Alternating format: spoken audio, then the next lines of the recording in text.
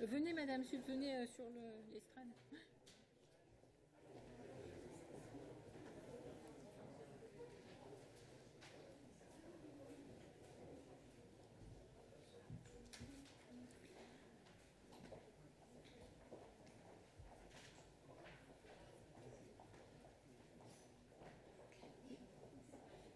D'accord. Ok.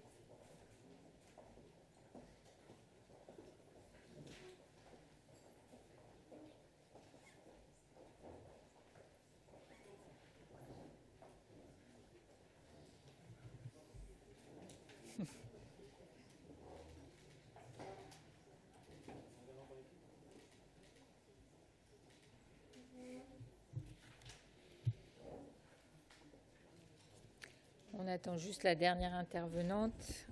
Je vous laisse le temps de vous installer tranquillement.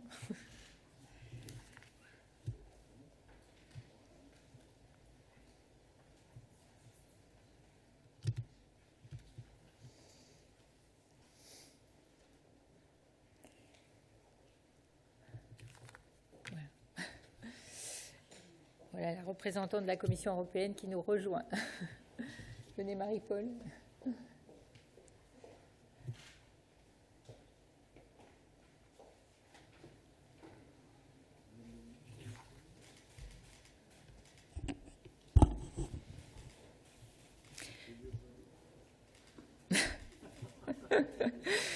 Bien, bonjour à tous. Merci d'être nombreux cet après-midi donc pour cette conférence de presse de bilan d'activité de la Commission d'évaluation et de contrôle de la médiation de la consommation. Donc, Monsieur le Président, Madame la Présidente, Mesdames, Messieurs, merci beaucoup. Et donc, on va aujourd'hui vous présenter ce bilan de plusieurs années de travaux qui, vous allez le voir, est très riche. Alors, la médiation de la consommation, c'est un dispositif qui est malheureusement encore insuffisamment connu, alors qu'il soufflera dans quelques mois ses 6 ans d'existence. Son principe est ainsi encore inconnu pour de nombreux Français, et c'est bien dommage, parce que c'est un dispositif qui est extrêmement précieux et que je dirais qui doit être gagnant-gagnant. Nous allons y revenir. Donc la présentation que fera tout à l'heure M. Marc El-Nouchi, le président de la Commission, qu'il préside depuis 2 ans maintenant, permettra de faire un bilan clair et détaillé du fonctionnement de cette commission. Mais je dois dire que votre présence aujourd'hui, c'est aussi d'une grande importance, car il nous paraît capital de pouvoir communiquer régulièrement sur le fonctionnement de la médiation de la consommation, pour que le plus grand nombre d'acteurs, que ce soit des professionnels ou des consommateurs, puissent se familiariser avec ce dispositif qui, comme je le disais, nous paraît très utile. En effet, le principe de la médiation de la consommation est d'une grande simplicité. Ce principe, c'est d'offrir à tout consommateur la possibilité de s'adresser gratuitement à un médiateur indépendant pour régler un litige avec, par exemple, son fournisseur d'énergie, son banquier, son assureur, son opérateur téléphonique, une agence de voyage ou tout autre commerçant. Et ce, quel que soit le montant du litige. C'est un dispositif qui n'est contraignant pour aucune des parties, qui n'ont aucune obligation d'entrer en médiation et qui ne sont pas non plus obligés d'accepter la proposition du médiateur. Évidemment, l'intérêt, c'est quand même de rentrer dans ce dispositif, même si le premier intérêt, c'est évidemment de ne pas avoir de litige. Mais voilà, ça fait partie de la vie courante du commerce. Alors, pour le consommateur, l'intérêt, c'est évidemment de se voir offrir une nouvelle voie de recours, moins complexe, moins coûteuse que la procédure judiciaire, en cas d'impossibilité de trouver un accord amiable directement avec le professionnel. Ça n'empêche bien sûr pas le professionnel de régler directement les litiges avec ses clients. Pour les professionnels, ce mécanisme de règlement des litiges permet, en plus d'éviter des actions judiciaires, de conserver et de renforcer le lien avec ses clients. C'est un outil important en faveur d'un dialogue apaisé entre le consommateur et le professionnel. Il me semble qu'il est d'ailleurs plus vertueux d'instaurer un système de dialogue clair et encadré pour aider au règlement des litiges plutôt que de laisser cela à des règlements de compte sur les réseaux sociaux ou au chantage aux faux avis sur Internet. Depuis que la médiation a été mise en œuvre, le monde a changé, si je puis dire, et la relation numérique, notamment par les réseaux sociaux, vient bouleverser la relation traditionnelle entre un commerçant dans sa boutique et un consommateur qui lui rend visite. Alors, si le dispositif est totalement gratuit pour le consommateur, il est financé par les professionnels, à l'exception des 3 médiateurs publics, c'est-à-dire le médiateur de l'énergie, le médiateur des jeux et le médiateur de l'autorité des marchés financiers. C'est donc aux professionnels de contracter avec un médiateur et de donner facilement accès à ses clients aux coordonnées de ce médiateur. Je sais que certains professionnels peuvent se dire « je suis sérieux, compétent, je n'ai donc pas besoin d'un médiateur et en cas de problème, je le règle directement avec mon client ». Pour autant, je pense que ce mode de raisonnement est erroné. D'abord, adhérer à un dispositif de médiation, c'est une obligation. Et surtout, c'est un gage de sérieux pour le consommateur. Quelle que soit la qualité du professionnel, un problème ou même simplement une incompréhension du consommateur peuvent survenir et dans ce cas, l'intervention d'un tiers modérateur est souvent utile. Alors, pour assurer la crédibilité du système, il faut donc que les consommateurs soient confiants dans l'indépendance, la compétence et l'impartialité des médiateurs, ou encore quant à la rigueur du processus de médiation. L'instance garante de cette qualité, c'est la Commission d'évaluation et de contrôle de la médiation de la consommation, la CECMC. Si je peux m'exprimer ainsi, la CECMC est la clé de voûte de ce dispositif français de la médiation. Depuis sa mise en place en 2016, la CECMC a réalisé un travail conséquent, puisqu'il fallait partir de zéro, mettre au point une méthode de travail et référencer les médiateurs pour couvrir petit à petit tous les secteurs d'activité. L'heure est aujourd'hui aussi au contrôle des médiateurs en place, et elle assure aujourd'hui avec une grande efficacité son rôle de garant du bon fonctionnement de la médiation de la consommation, de l'indépendance et de la qualité des médiateurs. Je note d'ailleurs qu'elle n'a pas hésité à retirer de la liste des médiateurs 2 d'entre eux qui ne répondaient plus aux exigences de qualité requises. La CECMC dispose maintenant d'un recul de 5 années d'exercice, lui conférant une position privilégiée pour émettre des propositions pertinentes d'évaluation du dispositif, afin notamment d'accroître son appropriation par les professionnels, d'en faciliter l'accès aux consommateurs et d'en renforcer l'effectivité. Je note aussi avec intérêt que la CECMC s'est aussi penchée sur des expériences étrangères qui peuvent être source d'inspiration pour une évolution de notre système. Ces propositions de la CECMC, que le président détaillera tout à l'heure, nous allons les analyser en détail et elles trouveront vraisemblablement leur place dans le cadre des travaux de révision de la directive, bientôt engagés par la Commission européenne. Avant de laisser la parole à son président, je voudrais absolument remercier M. Elnouchi pour son travail à la présidence de la CECMC. Mes remerciements s'adressent également à Mme Edith Sudre pour son travail de vice-présidente et au-delà à l'ensemble des membres de la commission qui la composent. Voilà, j'espère qu'en ces quelques mots, vous aurez compris toute l'importance qu'à la DGCCRF on attache à ce bon dispositif de médiation, puisque ça nous permet aussi à nous, administration de contrôle, de nous concentrer sur des missions d'investigation, d'enquête sur les fraudes et de laisser finalement les opérateurs privés régler au maximum les litiges qui peuvent être de manière amiable. Je vous remercie de votre attention.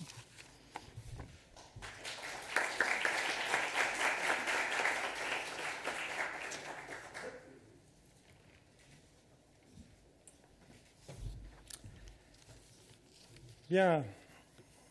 Madame la directrice générale, merci beaucoup de tous ces mots et du soutien aussi que votre direction apporte à cette commission qui est placée auprès du ministre mais qui se veut tout à fait indépendante, vous le savez. Hein.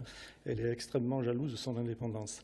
D'abord, je veux remercier tous les participants à cette conférence de presse, saluer parmi nous la présence de Madame Marie-Paule Benassi, hein, qui est chef de l'unité recours et mise en œuvre du droit des consommations à la Commission européenne, et saluer également la présence de Madame Pereira,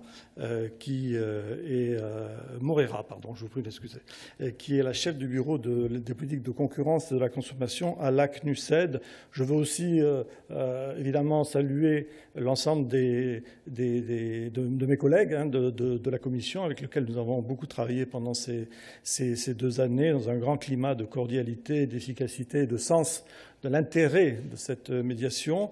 Madame Sutre est à mes côtés, sa vice-présidente. Je veux remercier l'ensemble des médiateurs qui nous font l'amitié d'être là aujourd'hui, avec lesquels nous avons une relation qui n'est pas une relation de tutelle, mais une relation partenariale et de bonne collaboration. En tout cas, c'est comme ça que nous le concevons. Alors, quelques mots très préliminaires, parce que je veux quand même laisser un espace de temps, après l'intervention de Mme Benassi, à des questions et un échange avec vous. Alors, comme il a été dit, c'est en fait le deuxième rapport d'activité de la Commission dans sa version issue de la transposition de la directive en 2016. Mais comme vous le savez, le contexte est radicalement différent, enfin très différent, puisqu'en 2016, il s'agissait surtout, dans le respect de la directive européenne, d'installer des médiations de la consommation dans tous les secteurs d'activité économique, ce qui a été fait, puisque, comme vous le voyez dans cette diapositive, il y a actuellement 91 médiateurs qui couvrent donc la quasi-totalité des secteurs économiques. 91, c'est une singularité de la France, il faut bien le dire, parce que dans la plupart des pays, des États membres de l'Union européenne, c'est plutôt des médiations sectorielles qui sont installées, mais la France a fait le choix, lorsqu'elle a transposé la directive, de ne pas remettre en cause le paysage qui existait à ce moment-là, qui était un paysage où il y avait déjà des médiations de la consommation, essentiellement des médiations d'entreprise. Ce qui est aussi une singularité, vous le voyez précisément, c'est que la catégorie des médiateurs d'entreprise est très majoritaire. 80%, et donc 80% de ces 40% de médiateurs, qui eux-mêmes font 44% de l'ensemble des médiateurs, 80% relèvent du secteur bancaire. Alors on peut se dire que le fait d'avoir un nombre aussi élevé d'entités de médiation est un atout en termes de proximité pour les consommateurs. Ça peut être aussi un facteur de dispersion, et les pays qui expérimentent la médiation sectorielle nous disent qu'il y a aussi une plus grande lisibilité ou visibilité de l'accès à ces médiations et une plus grande capacité, lorsque vous avez une masse critique importante de saisine, à traiter les cas de façon harmonisée, avec un souci d'égalité de traitement finalement entre les demandeurs. Au sein de ces 91 médiateurs, il y a évidemment une très forte disparité en termes de nombre de médiations traitées. Certains traitent 18 000 médiations. Je pense à la médiation de l'assurance ou la médiation du tourisme, la médiation auprès de l'autorité de marché financier, d'autres médiations qui ont effectivement plus de 10 000 cas à traiter par an, et puis d'autres qui en traitent beaucoup moins, parfois moins de 100, ce qui est quand même assez problématique. Alors, ça, c'était la première phase, en quelque sorte, qui était une phase très riche, parce qu'il a fallu expérimenter, en quelque sorte, ce nouveau cadre juridique de la médiation de la consommation, qui est un mode de médiation conventionnelle extrêmement encadré. Il a fallu donc le mettre en place et le diffuser dans tous les secteurs d'activité économique. Depuis donc 2019, on est rentré dans une nouvelle phase, en quelque sorte, de l'activité de la médiation, qui est son évaluation, en quelque sorte, autrement dit, en quelque sorte, la confrontation de la pratique au droit. La Commission a beaucoup travaillé dans cette période. Elle a tenu 25 réunions. Elle a examiné 31 dossiers de nouvelles candidatures. Elle a référencé 17 nouvelles médiations, ce qui permet maintenant d'arriver à ce chiffre de 91. Elle a contrôlé 23 entités de médiation selon un programme qui fait que chaque entité de médiation doit être au minimum contrôlée tous les 3 ans pour vérifier qu'elle respecte toujours les obligations au vu desquelles elle a été référencée. Et comme l'a dit Mme Boumenier, dans 2 cas de figure, nous avons déréférencé, c'est-à-dire nous avons retiré de la liste que nous notifions à la Commission européenne 2 entités qui manifestement n'étaient pas ni dans la lettre ni dans l'esprit de la médiation, qui est, bien que ces entités s'inscrivent évidemment dans un marché, dans un contexte économique, qui n'est pas de faire de l'optimisation financière en accumulant des conventions auprès de professionnels, mais faire de la médiation quand même. Il faut faire de la médiation. Alors sur le plan strictement quantitatif, le constat est également encourageant, comme vous allez le voir dans cette nouvelle diapositive, puisque les médiateurs ont enregistré près de 170 000 saisines en 2020, soit une augmentation de 60% par rapport à 2017. Et dans cet intervalle, 156 000 saisines ont été effectivement traitées. On peut ajouter que 86% des saisines recevables ont été menées à leur terme et ont fait l'objet, et plus de 60% ont fait l'objet d'une proposition de médiateur qui a été acceptée par les parties, ce qui témoigne positivement d'abord de l'attractivité intrinsèque d'un dispositif qui, comme il a été dit, a été conçu par les législateurs de façon très libérale pour que le consommateur ait un accès direct, gratuit, simple à un médiateur, que le recours à la médiation ne soit pas contraignant. Autant d'options que la France a levées. Elle aurait pu prendre l'option d'une médiation obligatoire comme certains États membres. Nous ne l'avons pas fait. Le législateur ne l'a pas fait parce qu'il a souhaité garder un cadre le plus consensuel possible et puis tenir compte aussi de la réalité du paysage tel qu'il existait au moment de la transposition de cette directive. Ce dispositif est bien inséré dans notre droit national puisque, comme vous le savez, pour des litiges inférieurs à 5 000 €, les parties doivent démontrer avant que le tribunal ne puisse juger leur demande recevable qu'ils ont tenté un dispositif de médiation, de conciliation, dont la médiation de la consommation. Ça, c'est le premier atout. Le deuxième, c'est le fait que, comme je l'ai dit, les médiateurs qui préexistaient avant 2016 se sont acclimatés au régime juridique de la transposition de la directive, ce qui n'était pas absolument aisé à faire. Je m'en ai tout à fait conscient. Outre qu'il y avait des habitudes, il y avait aussi des règles. Et il y avait le fait de devoir accepter de s'insérer dans un dispositif très réglementé, mais très harmonisé au plan de l'Union européenne. On a une marge de manœuvre avec certaines options, mais il y a beaucoup de règles européennes qui sont évidemment d'applicabilité immédiate. Et puis ce succès relatif, parce que je vais ensuite le tempérer, tient beaucoup au rôle, à l'activité des médiateurs, que je remercie vraiment beaucoup, qui ont fait vivre et qui font vivre tous les jours ce dispositif. Parce que c'est un dispositif qui est gagnant-gagnant en vérité, à la fois pour les consommateurs parce qu'ils sont protégés dans leurs relations commerciales en cas de litige face aux professionnels, et aux professionnels qui ont tout intérêt à y voir un gage de confiance en quelque sorte et de relations apaisées avec les consommateurs, qui doivent être une relation nécessairement conflictuelle avec recours devant le juge, mais qui peut l'être sur un terrain amiable plus commodément. Je dois dire que les médiateurs ont dû faire face aussi à la pandémie. Comme beaucoup de secteurs d'activité, ils l'ont surmonté au prix d'adaptation de l'organisation interne, au prix de beaucoup de travail. Ils n'ont pas cessé leur office et la Commission a été évidemment très attentive à les soutenir, notamment dans le respect des délais réglementaires qu'ils ont globalement pu respecter malgré cette contrainte qui était très forte. Très content également que les médiateurs intègrent un peu plus d'équité dans leurs propositions de solutions. Ils ne se contentent pas de répercuter la règle de droit parce que leur plus-value serait quand même limitée, mais ils ajoutent de l'équité dans l'appréhension du problème que leur soumettent les consommateurs. Et ça, cette capacité à faire du droit et de l'équité, c'est vraiment un gage d'avenir pour la médiation de la consommation. Et ça, c'est très positif. De la même façon, les médiateurs font des recommandations aux professionnels. Ils ne se contentent pas de gérer des demandes de médiation. Ils adressent des recommandations professionnelles pour leur demander de faire évoluer leur dispositif, leurs procédures, lorsque ces procédures, de façon récurrente, sont à la source de demandes de médiation. Donc voilà, on peut tirer un bilan quand même positif d'un régime qui s'est installé depuis 5 ans, qui commence à vivre dans le paysage de la relation commerciale et que nous devons continuer à encourager. Alors, le sentiment que j'ai avec mes collègues de la médiation de la Commission, c'est que c'est quand même un dispositif qui est quand même encore sous-utilisé par rapport à son potentiel. et ceci pour 3 raisons. D'abord, il n'est pas suffisamment connu des consommateurs, comme l'a dit Madame la directrice générale. Parfois, il est très difficile pour un consommateur déjà d'accéder aux coordonnées d'une entreprise. Alors, pour trouver les coordonnées du médiateur dans les stipulations des conditions générales de vente, ce n'est pas toujours facile.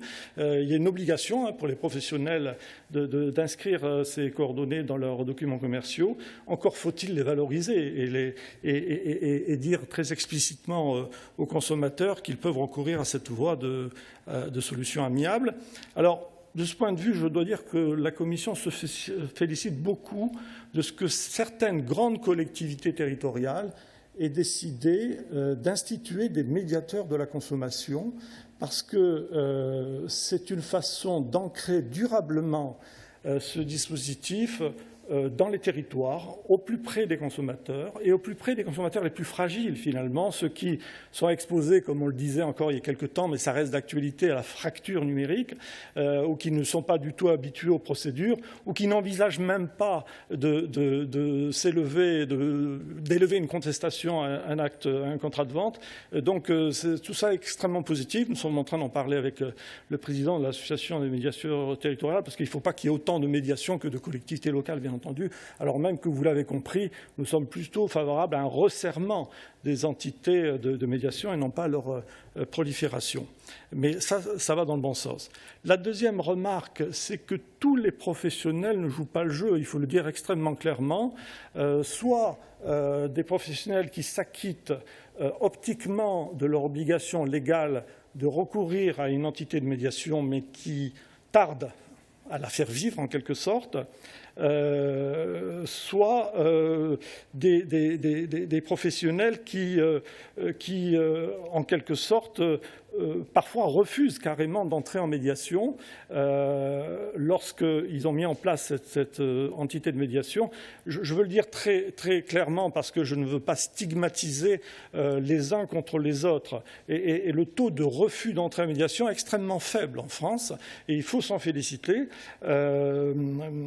Mais comme je le dis, il faut ensuite faire vivre ce dispositif. Alors, sur le refus d'entrée en médiation, ça révèle effectivement un certain nombre de résistances, alors que, je le rappelle, le Code de la consommation est très simple. Il dit que le consommateur il a le droit de recourir à un dispositif de médiation et le professionnel il a l'obligation de garantir un recours effectif à un dispositif de médiation. Alors, il peut y avoir 3 séries d'explications à ces réticences qui sont à la fois liées à des médiateurs qui ont désigné une entité, mais qui parfois sont réticents à entrer dans la médiation, ou bien des médiateurs qui n'ont pas désigné aussi des entités, ce qui est encore plus ennuyeux. 3 séries d'explications. Alors parfois, il y a des accords qui interviennent directement entre les professionnels et consommateurs. Et parfois, ça intervient lorsqu'il y a la menace, en quelque sorte, comme un facteur dissuasif du recours à une médiation de la consommation. Donc ça, c'est très positif, à condition que le consommateur y trouve son compte. C'est-à-dire que dans l'équilibre des relations, la solution soit satisfaisante pour le consommateur. Ça, c'est le premier élément. Le deuxième, c'est qu'il y a des résistances culturelles, en fait, de la part de certains professionnels. Là aussi, je ne veux pas tomber dans le jeu de la stigmatisation, mais vous savez très bien qu'il est extrêmement difficile, si vous allez chez un garagiste ou un loueur de voitures dans le secteur automobile, d'avoir une information sur la possibilité, en cas de litige, de recourir à un médiateur de la consommation. Ce n'est pas rentré dans la pratique, nonobstant les efforts des fédérations automobiles, nonobstant les efforts du médiateur de l'automobile. C'est extrêmement difficile, mais on va y arriver. On va y arriver nécessairement. Et le jour où il y aura chez chaque garagiste une vignette disant qu'en cas de conflit, vous pouvez saisir le médiateur à la consommation avec ses coordonnées, on aura déjà, nous, franchi une étape dans ces réticences d'ordre culturel. Vous avez aussi des professions, je le dis parce que c'est la vérité, qui sont des professions réglementées, qui pourtant sont les plus suspectes de devoir respecter le droit, comme des architectes, des notaires, des huissiers, des avocats, qui préfèrent privilégier la voie de procédures internes. Ils ont des procédures de résolution interne depuis très longtemps, qui marchent plus ou moins bien, mais évidemment, c'est des procédures qui n'offrent pas le même garantie en termes d'impartialité, d'indépendance que le médiateur de la consommation. Là aussi, nous sommes en dialogue avec toutes ces professions. Avec aucune des professions, nous sommes dans une situation d'affrontement. Nous sommes dans une situation de dialogue et les choses progressivement vont rentrer dans l'ordre. Et puis, il y a aussi des professions qui ne sont absolument pas couvertes par des entités de médiation. Je vous ai dit que tous les secteurs d'activité économique étaient couverts, mais à l'intérieur de ces secteurs, vous avez des professions qui ne sont pas couvertes parce que généralement, ce sont de très petites entreprises. Alors parfois, c'est tout à fait justifié. Lorsque vous avez un contentieux sur une baguette de pain avec un boulanger ou la pâtisserie du dimanche, vous n'allez pas nécessairement recourir à la médiation de la consommation et généralement, vous trouvez un terrain amiable sur le comptoir, si j'ose dire. En revanche, lorsque le boulanger, le pâtissier devient un traiteur, et qu'il organise une réception pour 200 ou 300 personnes, lorsque vous pouvez avoir exactement la même chose pour un boucher, un charcutier, lorsque vous adressez un pressing pour un tapis qui coûte 3 000 €, à ce moment-là, il est nécessaire d'offrir à un consommateur, parce que les litiges ne sont pas si rares que ça, la possibilité de recourir à un médiateur de la consommation. C'est des litiges de grande sensibilité, il faut y être attentif et souvent, si vous voulez, ces très petites entreprises, si vous voulez, c'est un peu découragé par le caractère un peu procédural de la désignation d'une entité de médiation et le fait de devoir aussi payer la prestation, puisque, comme il a été dit, c'est le professionnel qui paye le coût de la médiation. Mais j'y reviendrai dans les propositions. Le troisième facteur un peu inquiétant, c'est que le taux d'irrecevabilité des saisines demeure beaucoup trop important. Vous le voyez sur cette diapo, sur 155 300 saisines traitées en 2020, plus de la moitié étaient irrecevables. Et parfois c'est 80%, et parfois c'est presque 100%. Et donc ça évidemment c'est extrêmement inquiétant. Alors le plus souvent, comme vous le voyez, dans 70% des cas, c'est parce que le consommateur n'a pas fait la démarche préalable de saisir le service commercial, le professionnel de façon générale, et donc évidemment c'est un cas d'irrecevabilité prévu par la directive et transposé dans nos 3 codes de la consommation.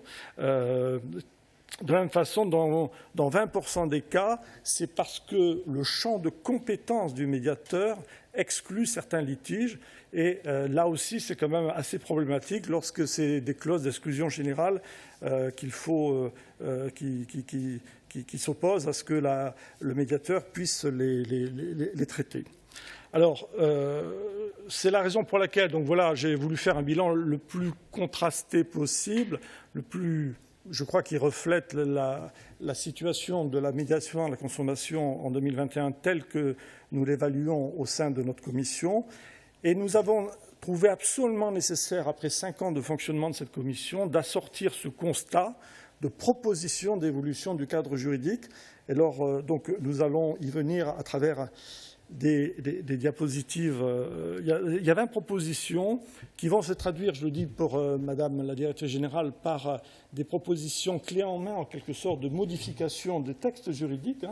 Il se trouve que je vais utiliser de ma fonction de conseiller d'État et de rédacteur de textes juridiques à l'appui de ces propositions de modification pour qu'elles soient vraiment utilisables et importables dans un vecteur législatif et réglementaire le plus tôt possible. Je pense que c'est aussi le support de réflexion que nous devons mener et porter peut-être auprès de la Commission européenne qui va entreprendre d'ici la fin de l'année déjà un travail de révision de la directive européenne, sans savoir d'ailleurs si ça débouchera sur une révision de la directive elle-même, mais en tout cas il y aura un travail d'audition, d'enquête publique, Et notre commission va prendre toute sa part en lien avec l'ensemble des médiateurs à ce travail de révision, puisque, vous le savez, en matière de directive, le plus important, c'est d'anticiper pour que, ensuite, lorsque le texte est sur la table, il ne nous expose pas des difficultés de transposition qui soient en confrontation directe avec notre droit national ou nos pratiques, mais en même temps qui soient porteuses d'évolution. On n'est pas du tout dans une posture défensive, bien sûr,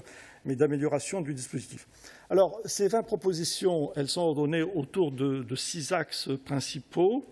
D'abord, je pense que ça va paraître, d'abord faciliter la mise en place de la médiation à la consommation auprès de tous les professionnels. C'est ce dont je vous parlais à l'instant, notamment les très petites entreprises, qui ne sont pas couvertes par une entité de médiation existante. Il faut leur ouvrir la possibilité d'avoir ce que la directive appelle une entité résiduelle. Je trouve que le terme n'est pas très propre parce que ça a une espèce de péjoration lorsqu'on dit une entité résiduelle. En fait, c'est une entité subsidiaire plutôt.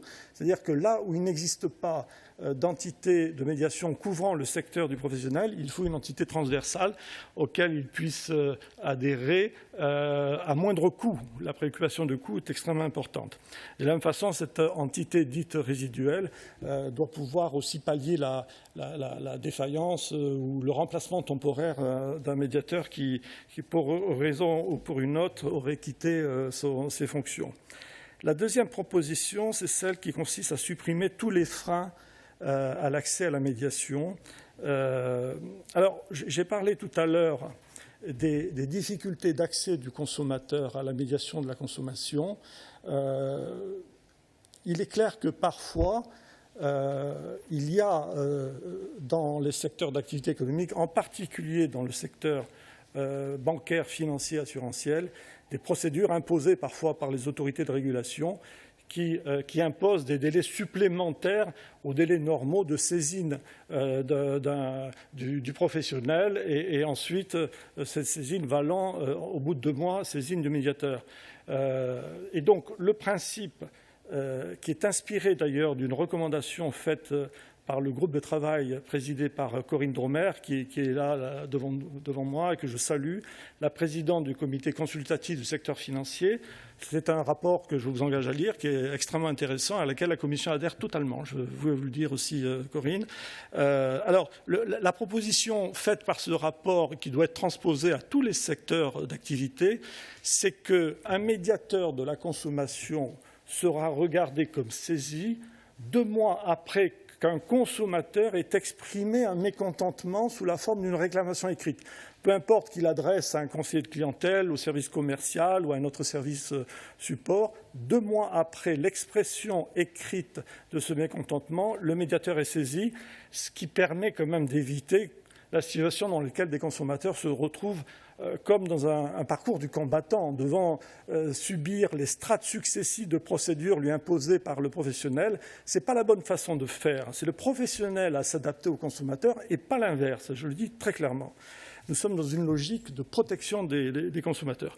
Donc, c'est une proposition que nous reprenons à notre compte et que nous allons donc soutenir, bien entendu. Et donc, je souhaiterais d'ailleurs, parce qu'elle me paraît d'une telle simplicité et d'une telle efficacité au regard du souci de faciliter l'accès des consommateurs, que je souhaiterais qu'elle s'applique sans délai, qu'elle puisse s'appliquer même sur le terrain des bonnes pratiques, en attendant évidemment que la loi ne vienne entériner juridiquement cette pratique. Alors je ne mésestime pas qu'il y ait dans les secteurs d'activité concernés des difficultés, qu'il puisse y avoir à la faveur de cette modification peut-être des surcroît de demandes, mais enfin il faut quand même être très volontariste. Et ce que les banquiers, les financiers, les assureurs ont accepté dans le cadre de ce groupe de travail doit pouvoir être accepté par l'ensemble des médiateurs de la consommation. Donc ça, c'est une disposition très importante. Il faut utiliser également tous les relais d'information disponibles. La DGCCRF a mis en place un dispositif qui s'appelle Signal Confo, qui permet à des consommateurs de signaler des litiges qui les opposent à des professionnels. Signal Confo doit être un relais d'information également de l'existence d'un dispositif de médiation. Il ne se substitue pas à la médiation, bien entendu, mais c'est un relais qui doit être fait de façon intelligente, sans remettre en cause aussi les prérogatives, évidemment, des associations de consommateurs. Toujours sur le terrain de l'accès, de la facilitation de l'accès, il faut supprimer toutes les clauses générales d'incompétence qui altèrent les conventions passées entre des professionnels et les médiateurs, qui altèrent en vérité l'exercice même de la fonction de médiation. Lorsque vous vous adressez à un banquier qui vous dit, et que le médiateur vous dit cette disposition participe de la politique générale de produits ou la politique générale tarifaire de la banque et donc je ne suis pas compétent, une disposition qui ressort à nouveau d'une convention passée avec le professionnel, évidemment ça élimine du champ de la médiation un nombre très important de litiges, par exemple non pas sur la politique des taux, mais sur la façon dont l'établissement financier applique la politique des taux à un particulier. Donc je crois que là, il faut bannir ces clauses d'exclusion générale. De la même façon, il faut bannir le principe selon lequel l'engagement du processus de médiation est subordonné au paiement des frais de médiation par le professionnel. Il faut là aussi qu'il y ait beaucoup plus de fluidité. Il faut éliminer tous les freins. On en a listé quelques-uns, mais peut-être qu'à la faveur de la concertation qui va s'installer autour de ces propositions, en tout cas je l'espère, il y aura d'autres idées qui vont surgir et peut-être encore plus audacieuses que celles que nous articulons. Le troisième axe, c'est renforcer l'indépendance des médiateurs de la consommation. Alors, il y a plusieurs propositions qui sont faites à ce titre-là. Vous le verrez dans le rapport qui va vous être distribué. Il faut renforcer leur formation, particulièrement dans les secteurs d'activité dans lesquels ils exercent. Ils ont l'obligation déjà d'avoir des compétences en matière de droit, de la formation, de droit de la médiation, de compétences juridiques tout court. Il faut qu'ils aient aussi une certaine compétence dans le secteur pour qu'ils apparaissent comme des interlocuteurs, des intermédiaires, des intercesseurs, j'allais dire, crédibles auprès des consommateurs. Il faut évidemment renforcer tout ce qui contribue à leur indépendance vis-à-vis des professionnels, c'est-à-dire des moyens suffisants, une stricte étanchéité entre leur activité de médiateur de la consommation et les autres activités qu'ils sont autorisés à avoir par ailleurs, s'ils font par exemple de la formation.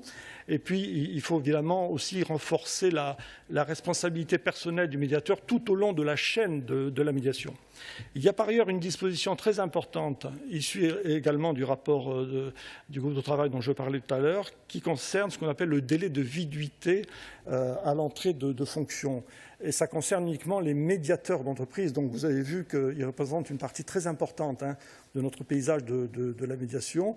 Alors un médiateur d'entreprise, c'est un médiateur qui est rémunéré exclusivement et directement par le professionnel. Donc c'est une option que la France a levée. Le principe, c'est que la directive ne s'appliquait pas à la médiation d'entreprise, mais elle laissait la possibilité aux États membres de la pratiquer sous réserve d'un encadrement qui est extrêmement sévère, qui vise à ce qu'il y ait une stricte étanchéité entre le consommateur et le professionnel, que le médiateur soit nommé pour 3 ans, qu'il y ait également des conditions garantissant l'absence de conflit d'intérêts, etc. Mais très honnêtement, il faut quand même beaucoup de talent à ces médiateurs, beaucoup de probité personnelle, beaucoup de capacité de distanciation, et ils l'ont le plus souvent pour apparaître auprès des consommateurs alors qu'ils ont souvent fait carrière dans l'entreprise comme des tiers indépendants et impartiaux. Et donc, il faut que nous aidions en quelque sorte à cette légitimation des médiateurs d'entreprise à travers cette proposition. Actuellement, un médiateur d'entreprise ne peut plus exercer 3 ans après avoir été médiateur de la consommation dans l'entreprise.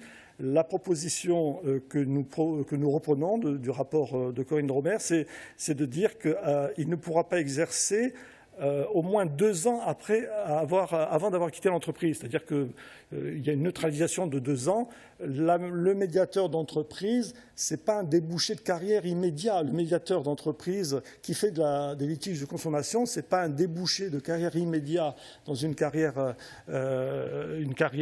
financière, bancaire en l'occurrence, puisque c'est de ce secteur qu'a été extraite cette proposition.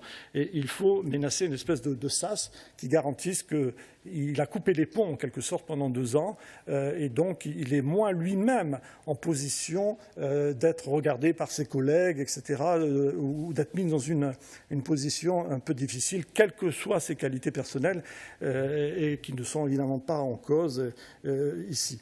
Donc ça, c'est le 3e axe. Le 4e, c'est favoriser des processus de médiation efficaces et transparents.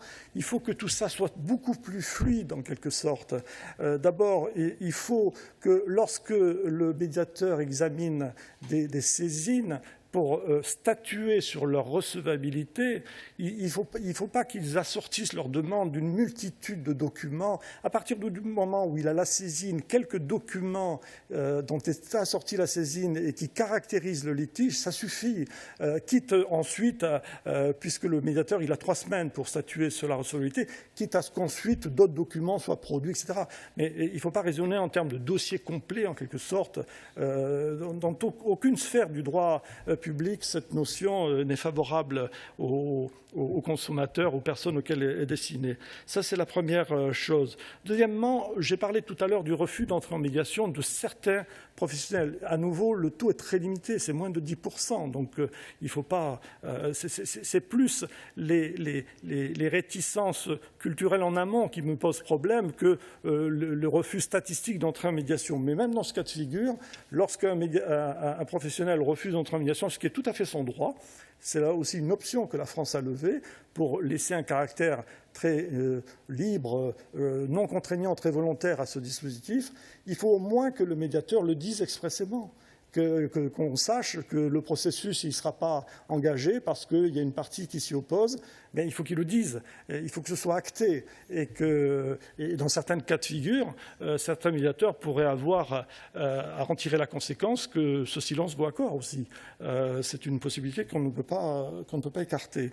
Par ailleurs, il faut que le médiateur, comme je l'ai dit, reste comptable du bon fonctionnement de la totalité du processus, y compris dans la phase amiable. Vous savez qu'en matière de médiation de la consommation, c'est un peu différent de la conciliation des médiations conventionnelles. Le médiateur, d'abord, il met en présence les parties qui doivent entre elles déjà rechercher une solution à l'amiable. Et s'il n'y a pas d'accord, il doit faire une proposition de solution. Mais même dans cette phase préliminaire amiable, il doit être présent, le médiateur, parce que c'est sous ses auspices, c'est parce qu'il apparaît comme un recours, un médiateur dans lequel on a confiance, que éventuellement la phase amiable peut trouver son développement. Il faut que le médiateur précise aussi les effets juridiques attachés à une acceptation d'une solution de médiation. Enfin, tout ça doit être clarifié parce qu'à partir du moment où les parties acceptent, elles acceptent aussi de ne plus recourir devant le juge, ce qui est quand même l'objectif, un des objectifs des procédures de résolution amiable des conflits. Et puis un dernier volet qui concerne, un avant-dernier qui concerne l'harmonisation des règles s'appliquant aux médiateurs publics. Il y a effectivement 3 médiateurs publics, le médiateur national de l'énergie, la médiatrice auprès de l'autorité des marchés financiers, le médiateur auprès de l'autorité des jeux. Il y a une disposition très spécifique dans le Code de l'énergie qui protège le médiateur national de l'énergie, que je salue, et qui lui attribue une compétence de principe. Il a une compétence de principe pour traiter tous les litiges relevant du secteur de l'énergie, y compris lorsque d'autres médiateurs auraient pu être saisis. C'est le médiateur national de l'énergie qui est compétent et qui peut à nouveau, à tout moment, être saisi de consommateurs qui auraient saisi d'autres médiations. Et d'ailleurs, le Code de la consommation protège le fait que s'il y a d'autres processus ou entités de médiation concurrentielles, elles ne peuvent procéder que d'une convention passée entre le médiateur national de l'énergie et ces autres entités sous le contrôle de notre commission. C'est un dispositif qu'on souhaiterait étendre également, après en avoir parlé évidemment avec les médiateurs concernés, dans les 2 autres médiations nationales, parce que dans un domaine, c'est des gros domaines sectoriels, très forts pourvoyeurs de contentieux, souvent avec des enjeux juridiques qui sont très élevés. Il faut que les médiateurs nationaux aient des prérogatives qui soient à la mesure, je dirais, des des enjeux, des litiges qu'ils sont amenés à traiter. Et enfin, il faut protéger le statut du médiateur parce que, comme vous le savez, c'est la médiation de la consommation. La médiation, de façon générale, est en pleine effervescence. Il y a beaucoup de lois qui tendent à promouvoir maintenant la médiation administrative, renforcer la médiation judiciaire, développer la médiation territoriale. Tout ça va dans le bon sens. Tous ces dispositifs se fécondent un peu les uns les autres. C'est extrêmement positif. Mais dans tout ça, il faut protéger le statut du médiateur de la consommation parce qu'on a beaucoup de cas de figure où des médiateurs, personnes physiques, s'improvisent médiateurs de la consommation alors qu'ils n'ont pas été agréés pour ça. Pour être référencé par la Commission, il faut remplir des conditions très exigeantes de formation, de compétences, d'indépendance, de garantie sur le processus. Et donc, nous devons protéger aussi, vous protéger, chers collègues, chers amis médiateurs, votre statut et votre identité vis-à-vis de votre environnement et vis-à-vis d'usurpateurs, entre guillemets, de ce type. Bon, voilà les propositions que la Commission va porter, que je souhaitais vous présenter aujourd'hui. Et j'espère très sincèrement qu'elles sont le cadre d'un débat très fécond, très animé, très vif et en même temps très riche dans le cadre de la concertation qui doit avoir lieu. À nouveau, nous sommes extrêmement ouverts également à des propositions encore plus audacieuses et tout ceci doit se faire avec le rythme d'acclimatation et de bienveillance par rapport au dispositif que nous avons essayé de démontrer depuis notre existence en 2019. Merci beaucoup.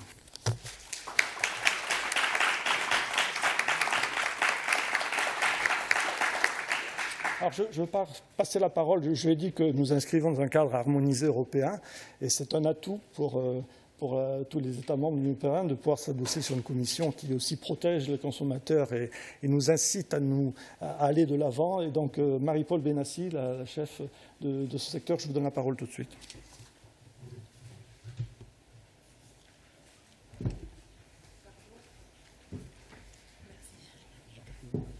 Bonjour, merci beaucoup Monsieur Elnouchi, Madame Beaumenier de m'avoir invité à participer à cette conférence aujourd'hui. Donc effectivement, comme vous l'avez dit, le droit européen a une directive sur la résolution extrajudiciaire des litiges. C'est une directive qui a été adoptée en 2013 et qui a été transposée dans tous les États membres de l'Union européenne ainsi que les États qui font partie de l'espace économique européen, c'est-à-dire le Liechtenstein, la Norvège et l'Islande. Cette directive, elle a été adoptée dans l'objectif de inciter les consommateurs à faire quelque chose, à lutter, à demander le bénéfice de leurs droits européens, car nous avons constaté dans nos études statistiques que un nombre trop faible de consommateurs se plaint. Alors déjà, se plaint aux professionnels, et si le professionnel n'arrive pas à satisfaire le consommateur, l'étape suivante, c'est de se plaindre soit à un système de médiation, soit à un tribunal. Et donc nous avons constaté, au moment où nous avons préparé cette directive, c'est-à-dire au début des années 2010, que vraiment un très petit nombre de consommateurs suivaient ce processus. Et la conséquence de cela, c'est que les consommateurs ne sont pas assez actifs dans la protection de leurs droits. Ce qui a pour conséquence que les entreprises, connaissant bien cette réaction des consommateurs, peut-être sont moins incités, je dirais, à respecter tous les droits tout le temps, où certaines entreprises comprennent qu'ils peuvent aller relativement loin dans leurs pratiques avant qu'un consommateur va se plaindre. Et donc nous avons Merci pour avoir mis mes diapositives. Donc, ce que nous avons fait à la Commission européenne, c'est une directive en 2013 sur la résolution extrajudiciaire des litiges. Et entre le moment où la directive est proposée et ensuite adoptée, et ensuite elle doit être transposée dans le droit national, il s'est passé un certain temps.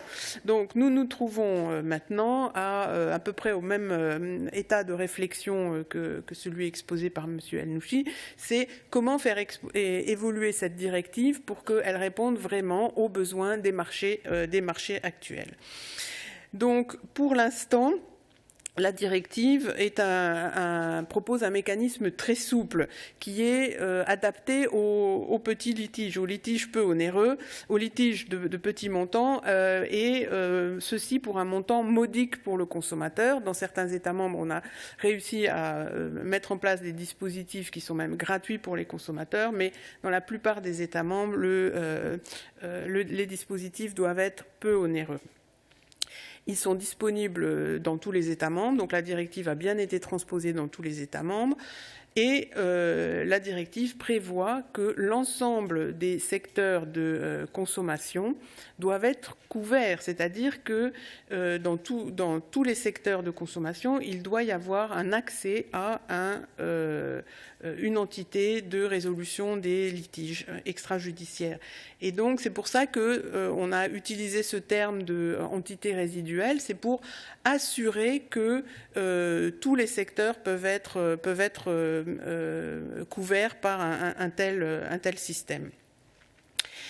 Un des objectifs aussi de cette directive, c'est de pouvoir couvrir les litiges transfrontières, puisque c'est un des objectifs du marché unique européen, c'est que les consommateurs peuvent acheter des biens et des services dans tout le marché unique, et que ça soit en ligne ou lorsqu'ils se déplacent, par exemple, lors de leur voyage.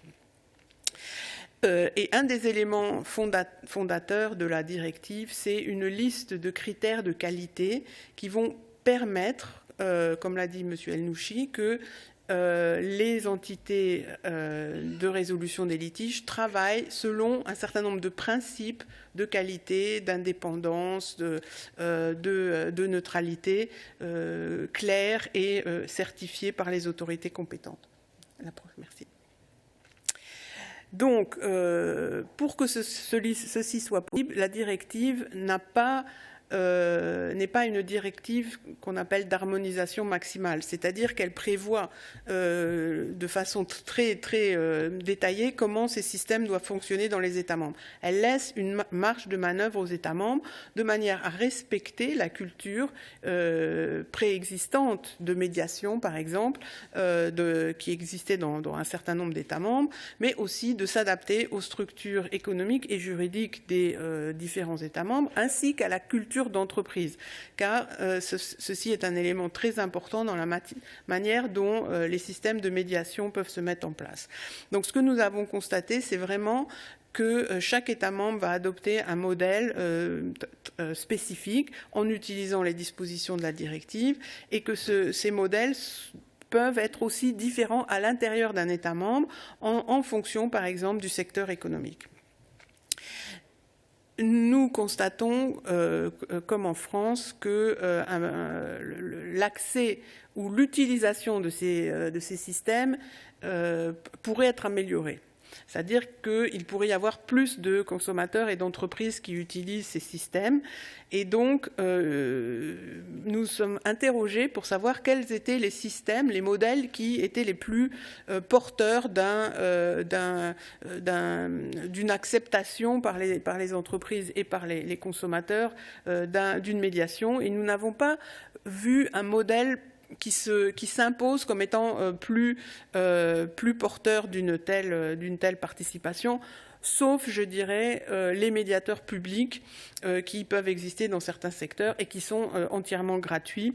Dans un certain nombre d'États membres, ces médiateurs publics aussi imposent une obligation de participer aux entreprises du secteur concerné. Donc, évidemment, dans ce genre de cas, la participation est importante. Mais ensuite, est-ce que cela n'amène pas forcément un meilleur résultat pour la résolution du litige, puisque généralement, quand les mécanismes sont obligatoires, le résultat peut être contesté au tribunal.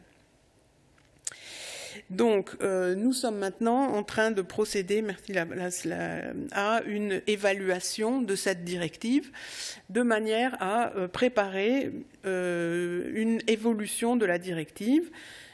Il n'est pas encore décidé de changer le cadre juridique, parce que nous devons d'abord suivre les principes que nous appelons les principes de bonne législation au niveau européen, où on procède d'abord à une évaluation du dispositif, évaluation qui est très étendue. Donc la première étape de cette évaluation passe par une consultation des parties prenantes. Nous avons déjà commencé cette consultation parce que nous avons organisé une assemblée des entités de résolution extrajudiciaire des litiges fin septembre de cette année et 300 entités qui sont actives dans toute l'Union européenne ont participé à cette assemblée et ont partagé leurs pratiques, leurs soucis, leurs défis lors de cette assemblée. Donc c'est la première étape de l'évaluation et je voulais partager avec vous cette diapositive. Alors excusez-moi, elle est en anglais, mais parce que c'est une image en fait qui a été prise lors de la discussion dans cette assemblée, où on voit le mot fast, rapide, qui s'impose vraiment de façon très claire au centre de ce nuage de mots et qui montre que la rapidité devient le critère essentiel demandé tant par les entreprises que par les consommateurs et que cela met sous pression les entités de résolution des litiges et peut-être même les met en concurrence avec d'autres systèmes qui seraient plus rapides. Peut-être des systèmes qui ne seraient pas certifiés, mais qui seraient beaucoup plus rapides. Donc cela, ça fait partie de nos réflexions. Mais vous voyez les autres mots de ce nuage, helpful par exemple, qui veut dire que vraiment, et c'est une des notions qu'a souligné M. El-Nouchi, c'est un système qui doit être gagnant-gagnant, c'est-à-dire c'est autant positif pour l'entreprise que pour le consommateur et donc c'est au médiateur aussi et à toutes les procédures qui sont mises autour d'assurer que l'expérience des consommateurs et des entreprises dans ce genre de système est ressentie positivement, est ressentie comme une aide et non pas comme une bureaucratie, une administration supplémentaire qu'ils doivent endurer alors qu'ils ont déjà beaucoup de soucis. Merci, la suivante. Donc, lors de cette assemblée, il y a eu un certain nombre de conclusions qui ont été émises par les entités présentes, notamment, par exemple, qu'il faut élargir le champ des compétences, notamment des compétences sectorielles. Parce qu'un des soucis principaux, c'est le coût de ces systèmes, notamment s'ils sont relativement peu utilisés par rapport aux ressources qui sont mises en œuvre. Et donc, dans beaucoup d'États membres, contrairement à la France, il y a beaucoup moins d'entités REL, je ne sais pas comment on dit en français, excusez-moi, d'entités comme ça, parce que en fait, elles ont beaucoup plus de compétences sectorielles et donc dans certains États membres, il y en a disons une dizaine, pas plus. Et donc une des idées, c'est d'élargir leurs compétences. Une autre des idées, et M. El-Nouchi l'a mentionné, c'est la simplification. Il faut absolument que l'entrée en médiation se fasse de façon beaucoup plus naturelle, beaucoup plus simple, parce que sinon les consommateurs vont abandonner. Et le numérique devrait permettre de simplifier beaucoup de procédures.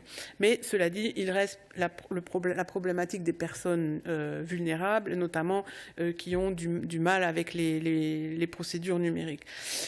L'autre question liée au numérique, c'est que un certain nombre de systèmes peuvent être assistés par de l'intelligence artificielle. Donc, ce sont des choses qui sont en train de se développer dans un certain nombre d'États membres et qui permettent, par exemple, une analyse plus rapide des documents, des bases juridiques applicables, etc.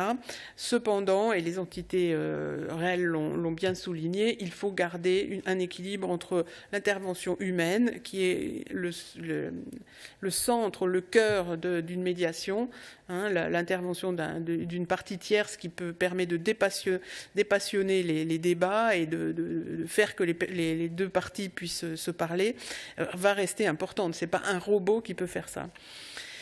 Et puis, dernier élément, c'est les litiges transfrontaliers. Alors là, vraiment, notre constat, c'est qu'il y en a très peu. Ça reste très compliqué. Les consommateurs ne savent pas à quelle entité s'adresser. Et donc là, c'est un des domaines que nous allons regarder en détail.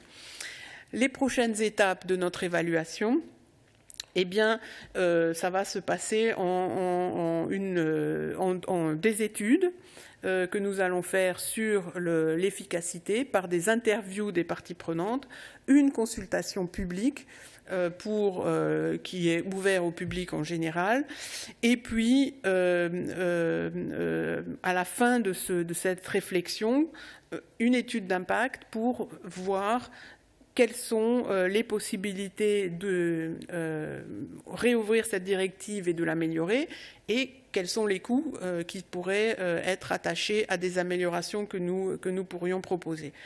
À la suite de tout ça, une proposition législative pourrait être faite en 2023, mais pour l'instant, c'est vraiment très hypothétique. Donc, je remercie M. El-Nouchi d'avoir commencé cette réflexion et j'espère que dans tous les États membres, il va y avoir des réflexions similaires, de manière à ce que nous ayons vraiment un panorama des manières d'améliorer la directive. Je vous ai mis dans cette diapositive un certain nombre d'éléments sur lesquels nous sommes déjà en train de réfléchir. Donc, l'utilisation de procédures numériques et de l'intelligence artificielle et comment borner peut-être cette utilisation à certaines limites.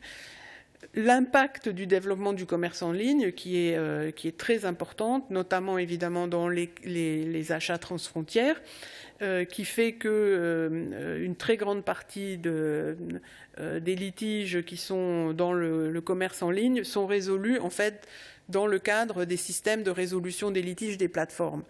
Systèmes qui ne sont pas accrédités, à quelques exceptions près, qui ne sont pas accrédités par l'encadrement de la directive. Et donc, une des réflexions que nous avons, c'est comment aussi couvrir ces systèmes qui sont mis en place par les plateformes de manière à ce que pour un certain nombre de litiges, il y ait éventuellement le recours à un médiateur et donc il faut mieux définir peut-être dans quel cas quels cas minimum cela pourrait se faire, mais aussi que les systèmes utilisés par les plateformes respectent un certain nombre de règles de manière à assurer l'équité de ces systèmes et leur efficacité. Le domaine transfrontière, c'est un domaine où il nous faut absolument mener une réflexion approfondie. D'autres éléments qui sont importants, c'est comment ces systèmes peuvent permettre une aussi amélioration des activités des autorités publiques, notamment par un signalement de problèmes récurrents. Et finalement, les obligations d'information, parce que on a beaucoup, une des choses qui est très claire, c'est que tant les consommateurs que les entreprises ne connaissent pas encore suffisamment toutes ces possibilités de médiation. Et donc, comment améliorer l'information ? Il est clair qu'il y a énormément d'informations qui sont disponibles pour les consommateurs, par exemple. Donc, comment peuvent-ils, dans la masse d'informations disponibles, trouver au bon moment, quand ils en ont besoin, l'information sur les litiges, sur la résolution des litiges. Et nous allons faire des études dans ce domaine basées sur des expériences réelles de consommateurs pour voir comment améliorer la connaissance de ces dispositions. Voilà, donc ça, ce sont les domaines sur lesquels on travaille et je m'arrêterai là et je vous remercie pour votre attention.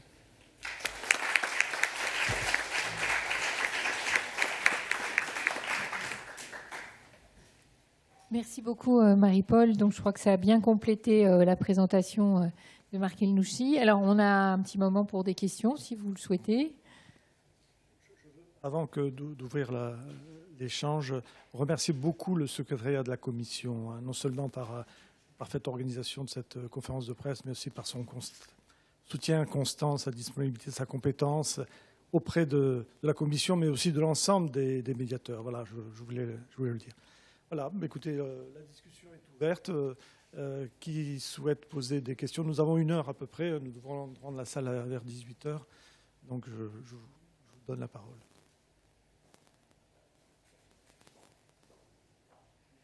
Il y a des personnes qui sont aussi en visioconférence. Oui, il y a quelques personnes en visio. On voit. Non, c'est nous. Alors, passons tout de suite à la deuxième question, parce que la première est toujours la plus difficile.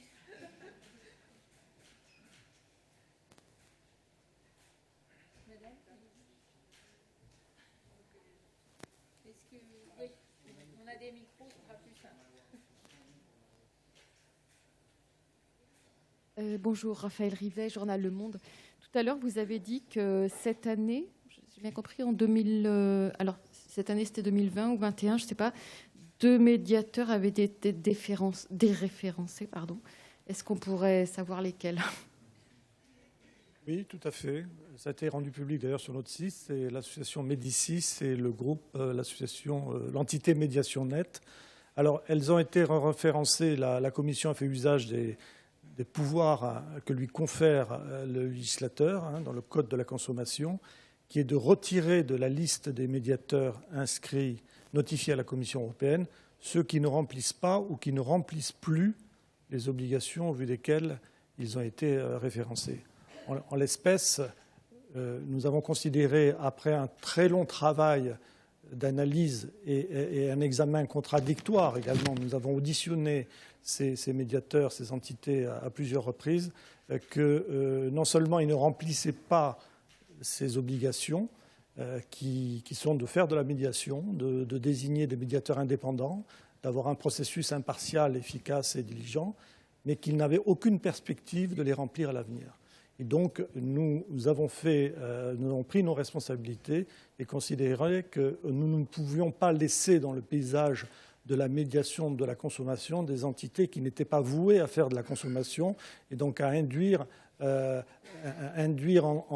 en erreur finalement non seulement les consommateurs mais aussi les professionnels, parce que c'est des entités qui ont contracté de nombreuses conventions, très nombreuses conventions avec des professionnels en les acquittant de leur obligation légale de mettre en place un dispositif de médiation, mais d'une certaine façon en les exonérant de faire vivre la médiation pratique. Donc ça, c'est une pratique qui n'est absolument pas possible.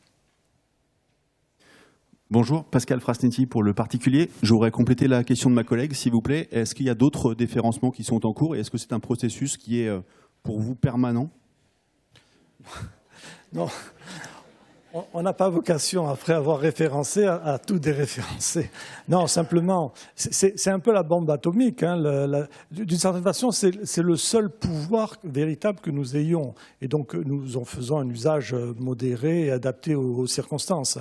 Et donc, nous avons mis en place, depuis 2019, un programme, une programmation des contrôles. Et je vous l'ai dit, toutes les entités de médiation référencées seront contrôlées au moins une fois tous les 3 ans. Et dans certains cas, lorsqu'il y a des signalements, elles le sont avec un calendrier beaucoup plus rapproché. Généralement, on leur demande de nous transmettre des dossiers. On veut voir les dossiers, les étudier pour voir pourquoi les processus n'ont pas fonctionné, pourquoi ils ne font pas de médiation, pourquoi ils ne sont pas en mesure de donner toutes les garanties que prévoit le Code de la consommation. On les auditionne. Et donc, ce n'est qu'à la faveur de ces contrôles qu'on peut, le cas échéant, évoluer vers un dispositif de déréférencement. Mais il n'y a aucune politique a priori de déréférencement. Fort heureusement, c'est ce qui lui donne sa force, c'est sa concision d'une certaine façon, c'est-à-dire sa capacité à s'exercer dans les cas où véritablement les entités de médiation ne respectent pas toutes les obligations prévues par le législateur. Mais on n'hésitera pas à le faire si le cas se représente. Je vous le dis aussi d'emblée, non pas par le souci de rétrécir le spectre des entités de médiation que nous estimons déjà très larges, mais simplement parce que nous devons conserver à la médiation de la consommation un très haut degré d'exigence dans l'intérêt à la fois des consommateurs et des professionnels.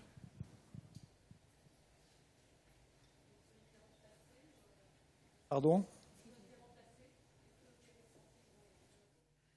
Alors, nous avons aussi, je vais laisser la parole à mes collègues, je suis désolé de la capter, nous avons aussi prévu, lorsque nous avons déréférencé, un programme d'accompagnement, en quelque sorte. On n'a pas laissé les entreprises et les consommateurs livrer à eux-mêmes, mais on a fait en sorte, d'abord, on a laissé un espace de temps aux entités pour prévenir, informer les consommateurs et les professionnels, et nous avons fait en sorte que l'ensemble des consommateurs puissent, notamment les consommateurs qui étaient en cours de processus de médiation. Alors, les processus ont été arrêtés immédiatement, c'est-à-dire on n'a pas autorisé ces entités à continuer à faire de la médiation, y compris pour des médiations en cours. C'était absolument pas possible. Et donc, mais nous les avons réorientés vers d'autres entités de médiation, et je crois que les choses se sont quand même passées globalement avec une assez grande fluidité.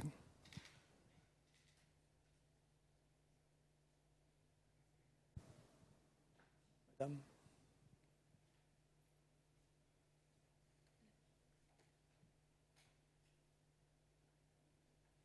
Bonjour, je suis Carole Pascarel, je suis la médiatrice nationale de la consommation des avocats. J'ai une question par rapport aux propositions dont vous nous avez fait parler tout à l'heure, et merci pour cette conférence. Je me demande si ça a été envisagé de trouver une solution par rapport à une sorte de sursis à statuer. Je m'explique, dans la directive, dans les transpositions, dans les textes français, le médiateur de la consommation doit se déclarer incompétent si une autre juridiction est en train de statuer sur la question qui lui est portée à sa connaissance. Et par exemple, chez les avocats, lorsque le bâtonnier de l'avocat concerné est saisi d'une contestation d'honoraires, le médiateur que je suis doit, en principe, ne pas se saisir de la question. Mais en accord avec certains bâtonniers, le bâtonnier sursit à statuer, en quelque sorte, et me permet de faire la médiation. Et puis ensuite, si la médiation échoue, ça repart devant le bâtonnier. Voilà, donc l'une des pistes de réflexion, mais je ne sais pas si juridiquement... je n'ai pas creusé la question juridiquement, mais je me demande si ça pourrait être une manière de renforcer l'efficacité et en tout cas l'exécution de ce dispositif de médiation de la consommation lorsqu'il y a quand même un juge ou une entité judiciaire saisie, de prévoir une sorte de sursis à statuer pour quand même permettre la médiation. D'ailleurs, la médiation judiciaire se fait parfois au cours de procédures. Voilà, c'était une question que je me posais à vous écouter dans vos propositions. Écoutez, à nouveau, pourquoi pas. Actuellement, effectivement, lorsque un consommateur a saisi le juge, il n'y a pas lieu d'avoir une médiation, bien entendu, puisqu'il a pris la solution alternative qui est tout à fait dans son droit, d'aller directement devant le juge. Et parfois, pour certains litiges de grand montant, de grande complexité juridique, c'est justifié. Par ailleurs, comme vous le savez, je l'ai dit tout à l'heure, pour des litiges de très faible montant, enfin de moins de 5 000 euros, ce qui n'est pas de si faible montant que ça finalement, il y a l'obligation pour les parties d'établir, de démontrer qu'ils ont d'abord tenté une procédure de conciliation, de médiation préalablement à la saisine du juge. Et on pourrait alors, dans un troisième niveau, pourquoi pas envisager que lorsque le tribunal est saisi et que par ailleurs une médiation est engagée, le président du tribunal puisse sursis à statuer en attendant l'issue du litige. Ce serait quand même assez congruent par rapport à ce que je viens de dire, c'est-à-dire qu'en tout tas de cause, on donne sa chance à la médiation. Alors, ce n'est pas une disposition qu'on a envisagée en tant que telle, mais je dois dire qu'on peut être assez ouverte.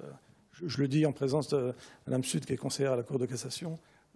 Alors, Enfin, pour compléter la réponse de M. Elnouchi, je crois qu'il y a deux questions en fin de compte dans la vôtre. La première, c'est lorsque le bâtonnier est déjà est saisi, il sursit à statuer, ce qui est quand même quelque chose de différent. On est là finalement sur ce que l'on a appelé tout à l'heure, et M. Elnouchi l'a évoqué, les difficultés que l'on rencontre avec toutes les procédures réglementées dont font partie justement les avocats, mais également les notaires, mais également finalement un certain nombre d'autres, ou les architectes, on l'a évoqué, qui... Alors là, c'est parce que leur ordre prévoit un mode de règlement amiable finalement du litige avec un processus qui lui est propre. Bien là. Alors en fait, et nous avons constaté que dans cette hypothèse-là, très souvent, bien le consommateur est exclu du bénéfice finalement du médiateur de la consommation, et que très souvent c'est le professionnel qui dit moi je n'entre pas en médiation, je préfère finalement que l'affaire soit traitée par mon autorité ordinale. Et c'est là qu'on a une difficulté. Et je pense que ce que vous suggérez, finalement, c'est qu'effectivement, il y ait un sursis à statuer de la part de l'ordre lui-même, pourrait être une façon de réglementer la possibilité de recourir d'abord à une médiation de la consommation et ensuite, finalement, dans l'hypothèse d'un échec de cette perspective, de recourir à ce moment-là à la saisine par l'ordre. Voilà. Donc ça pourrait être effectivement une proposition et on pourrait y travailler et y réfléchir. Voilà. J'avoue qu'elle ne nous a pas sauté aux yeux immédiatement, mais je vous remercie de nous l'indiquer. Par contre, lorsque c'est une décision judiciaire, je pense que c'est un petit peu différent, puisque le principe justement de la médiation de la consommation, c'est d'intervenir avant l'intervention du judiciaire. Voilà. Dès lors que le judiciaire finalement est saisi, je pense qu'il y a d'autres modes de règlement. Le juge peut recourir à la conciliation, il peut recourir à la médiation judiciaire. Voilà. Donc je pense que faire intervenir dans le cadre d'un sursis à statuer la possibilité de recourir à une médiation de la consommation, on pourrait y réfléchir sur le plan législatif, mais ça me paraît quand même un petit peu plus compliqué en l'état. Voilà.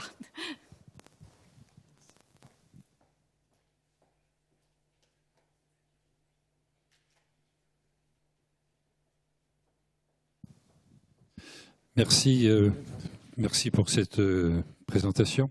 Je suis le médiateur du notariat précisément, et je voulais vous dire que le notariat n'est pas un ordre. Les instances disciplinaires font la discipline, mais ne peuvent pas imposer un certain nombre de sanctions que peuvent imposer les ordres.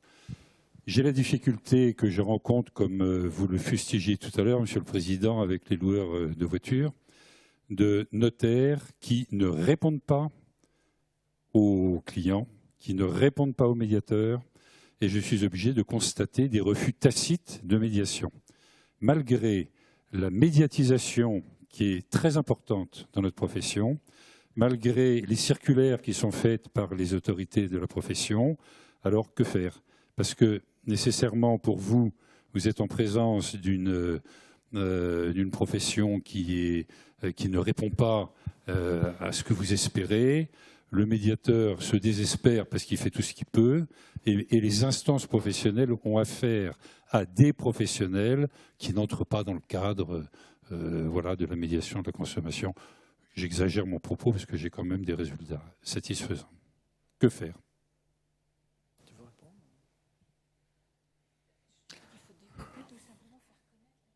Oui, alors, monsieur le médiateur, on a eu l'occasion d'échanger. Je connais vos difficultés et les résistances, effectivement, culturelles de notaires qui ne condescendent pas à accepter, dans certains cas, qu'on puisse remettre en cause certaines de leurs décisions, mais simplement leurs conditions tarifaires ou la justesse de certains actes, en fait, des choses tout à fait élémentaires, mais tellement essentielles dans la vie des citoyens qui sont confrontés à un moment donné à un contact avec le notaire.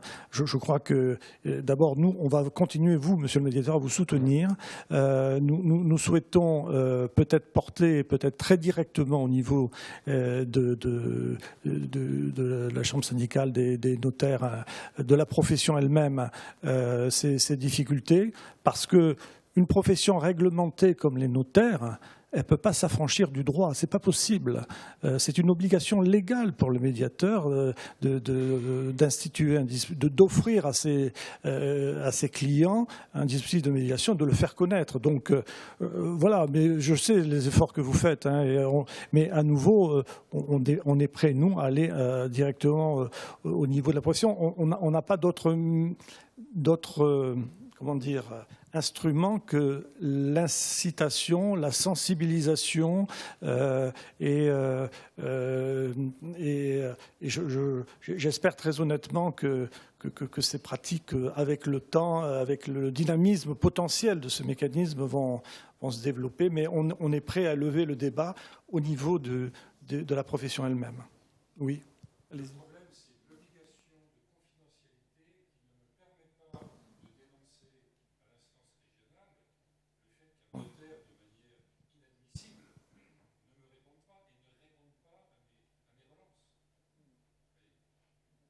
Je peux me permettre, moi je pense qu'il faut communiquer aussi sur des médiations réussies.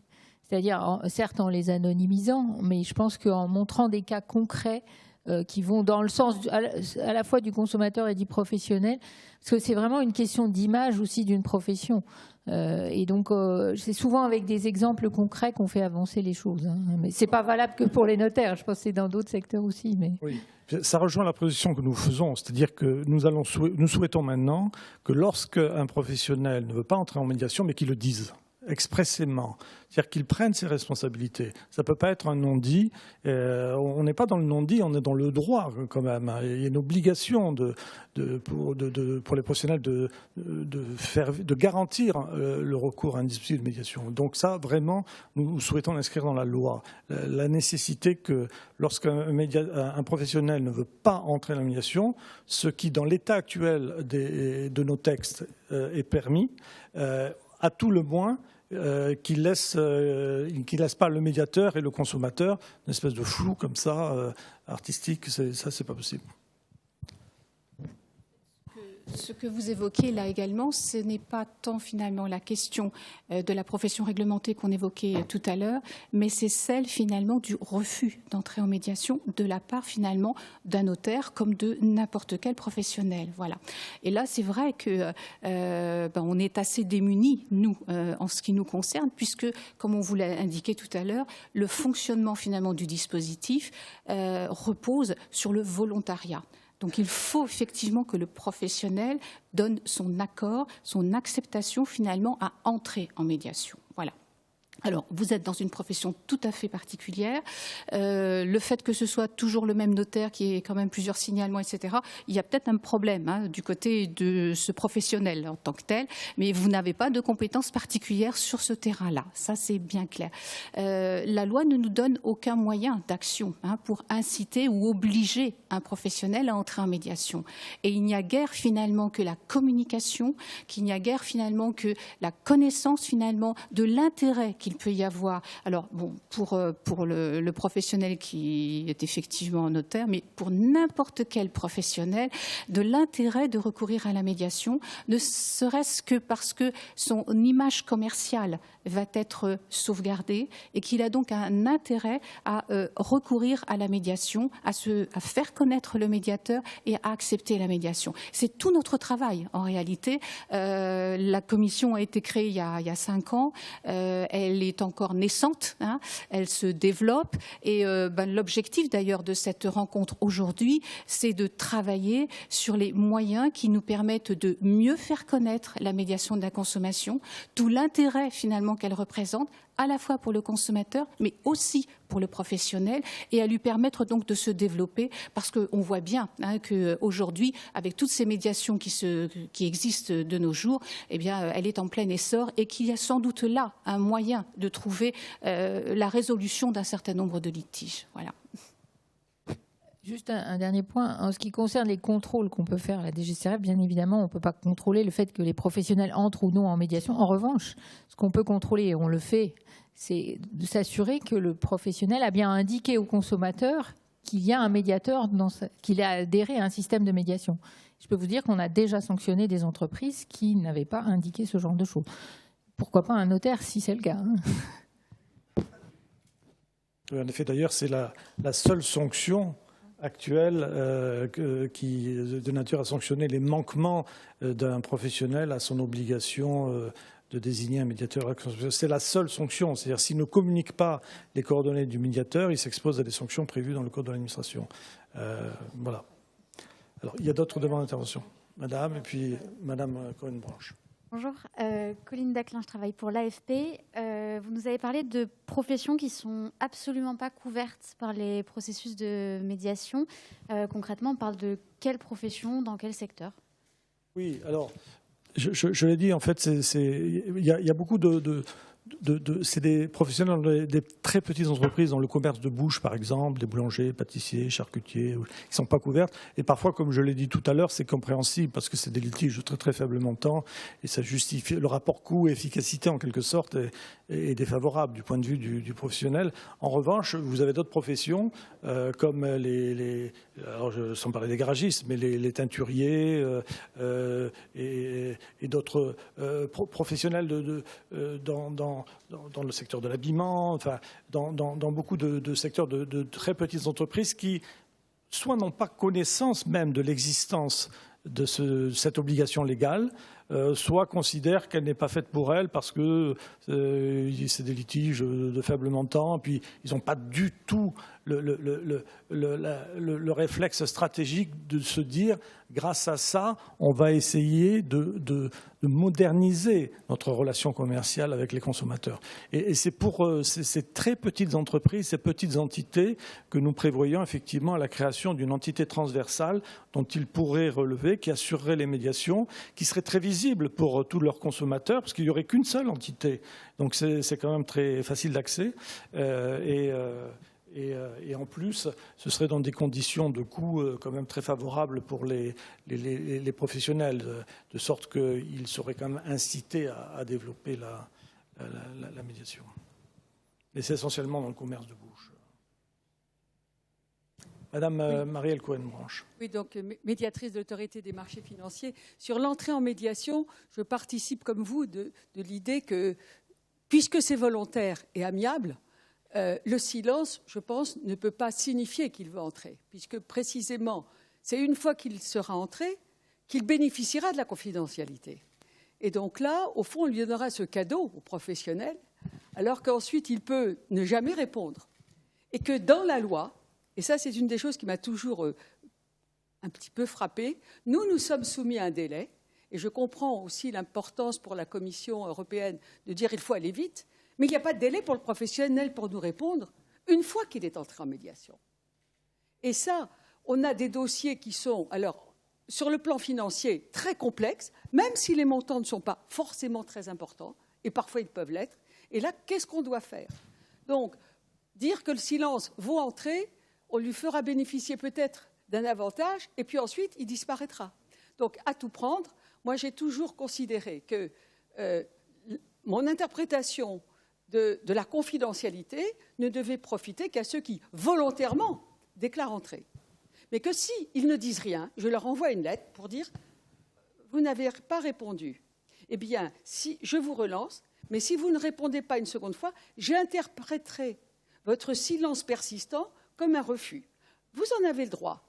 Mais à ce moment-là, mon analyse de l'interprétation de la confidentialité conduit à considérer qu'elle n'a pas commencé à jouer. Et si ensuite, et ça il est vrai que la seule sanction qu'on voit dans les textes aujourd'hui, c'est qu'effectivement il n'a pas indiqué, et d'ailleurs ce n'est pas dans les conditions générales, moi ce qui m'intéresse c'est s'ils le font dans la lettre qu'ils envoient en tant que service réclamation, car c'est là que ça devient intéressant. Et s'il y avait une évolution à faire, je dirais que c'est plutôt là qu'il faudrait prévoir spécifiquement, d'ailleurs qu'elle y soit. Mais sinon, quand ça devient persistant, je reprends vos propres termes, Monsieur le Président, à savoir qu'ils ne procèdent pas, ils ne garantissent pas l'effectivité, qui est effectivement le mot-clé d'un système de médiation, eh bien là, je leur ai donné l'honneur de figurer nommément, parce que c'était devenu effectivement systématique dans mon rapport annuel, le fameux, en bon français, name and shame. Bon, ça a une efficacité relative, mais tout de même. C'est comme la bombe atomique, il faut surtout qu'elle soit dissuasive. Mais je reste, pourtant, une fois qu'on entre en médiation, et là, je m'adresse presque à Madame Benassi qui dit « il faut aller vite ». Oui, il faut aller vite, mais il faut aller bien. nous ne sommes pas tout de même une alternative low cost. Et quand le dossier est compliqué, et parfois il y a beaucoup dans un seul dossier et qui est très complexe, j'ai envie de dire, si on ne me répond pas, c'est pourquoi ? Parce que le dossier est ancien, parce qu'il faut consulter la direction juridique, la direction des archives, la direction fiscale, voire la direction générale quand le montant est important. Alors qu'est-ce qu'il faut faire ? Il faut dire, ça y est, c'est dépassé, je clôt ? Non, je préfère relancer. Je préfère, je ne vais pas dire harceler, mais tout de même. Alors là, c'est plus facile quand on est un médiateur public, d'une façon, mais pas tant que ça pour autant. Et donc, pendant cette période de Covid, nous aussi, on l'a compris que les professionnels étaient. Mais je voudrais dire que dans certains moments, le délai, c'est important. Mais la qualité de l'instruction nécessite qu'effectivement, alors je sais que la complexité est un des éléments qui nous permet de dire, mais je ne voudrais pas que nous disent « allez vite, vite, vite, vite, vite », et puis s'il ne répond pas, clôturer. Parce que là, je pense que quelque part, j'aurais le sentiment que je ne veux pas devenir une justice low cost. Voilà. Oui, j'aimerais bien répondre. Merci de souligner ce point qui est essentiel et qui, en plus, quand il s'exprime au niveau européen, c'est-à-dire qu'il doit être compris de la même manière dans tous les États membres. Donc, et ça fait une difficulté. Donc là, ce que je vous ai dit, c'est pas ce que nous, la Commission, pense, c'est le retour que nous avons reçu des différentes entités, donc d'environ 300 entités qui travaillent dans les différents États membres. C'est que la demande, tant des consommateurs que des entreprises, c'est la rapidité. C'est une demande qui est considérée comme plus importante que d'autres demandes, comme bien sûr l'équité et la simplicité. Et pourquoi nous constatons ça ? Moi, je pense que c'est lié à l'accélération des procédures d'achat qui est permise par l'économie numérique, en fait. Et que donc le consommateur, mais aussi les professionnels, ils sont habitués à traiter les commandes, les livraisons, toujours de plus en plus rapidement. Et donc, si vous avez des offres alternatives, soit par les plateformes numériques, soit par des entreprises privées qui vous disent vous avez un litige de consommation, vous avez eu des difficultés avec le professionnel, adressez-vous à nous. Nous allons pouvoir vous fournir une solution dans les 10 jours. Donc, je sais pas, je prends un exemple comme ça, mais nous allons vous fournir une solution rapidement. Et c'est seulement si ça marche que vous allez payer quelque chose. Le consommateur va peut-être choisir ça. Et en tout cas, ce qu'on voit, c'est que pour le consommateur, ce qui est le plus important, c'est d'avoir aussi une idée de combien de temps ça va prendre. Donc les consommateurs comprennent aussi quand des cas sont compliqués et surtout quand ça représente des montants importants. Donc ce qu'ils veulent, c'est avoir une idée claire du temps que ça peut prendre et de manière à se décider pour faire la procédure ou chercher une alternative ou laisser tomber. Et ça, c'est des éléments qui sont très difficiles à communiquer. Et donc, pour nous, au niveau de la Commission européenne, on constate ces développements dans les questions de traitement des litiges. Et donc, il faut qu'on en tienne compte. Ça, c'est bien clair. Mais par exemple, des obligations d'information plus claires, un certain nombre d'éléments qui pourraient être donnés aux consommateurs pourraient devenir une partie de la solution à cette demande.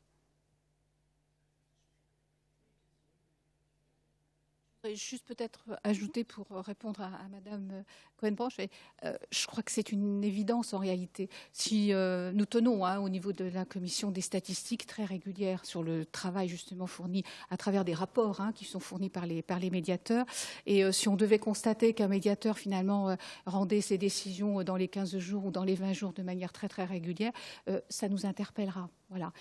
Dans le cadre du contrôle, c'est un paramètre que l'on prend en considération. Pour l'instant, je dois reconnaître qu'on a plutôt des délais qui sont plutôt longs que des délais raccourcis. Voilà. Donc, bon, et en même temps, là encore, tout délai finalement, bon, vous le savez bien, on a 90 jours après que la procédure ait été déclarée recevable pour statuer ou pour faire une proposition. Eh bien, dans ce délai-là, s'il est dépassé, et qu'il est dépassé parce qu'il y a des raisons qui sont liées à la complexité de l'affaire.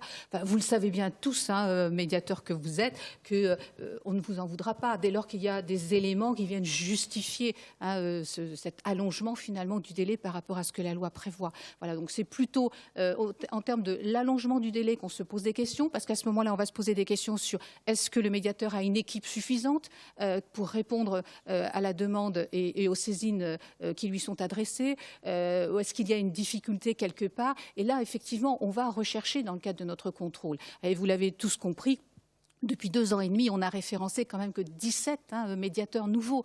Donc, on a beaucoup plus travaillé finalement au cours de la mandature qui est la nôtre sur la notion du contrôle. Voilà. Et je pense que c'est effectivement quelque chose qui s'est beaucoup développé et auquel nous attachons beaucoup d'importance. Et avec l'aide du secrétariat, qui, je tiens à le dire aussi, fait un gros travail, eh bien voilà, on va creuser, on va rechercher comment fonctionne finalement la médiation. Donc voilà, sur la question des délais, je crois qu'il n'y a pas de souci majeur.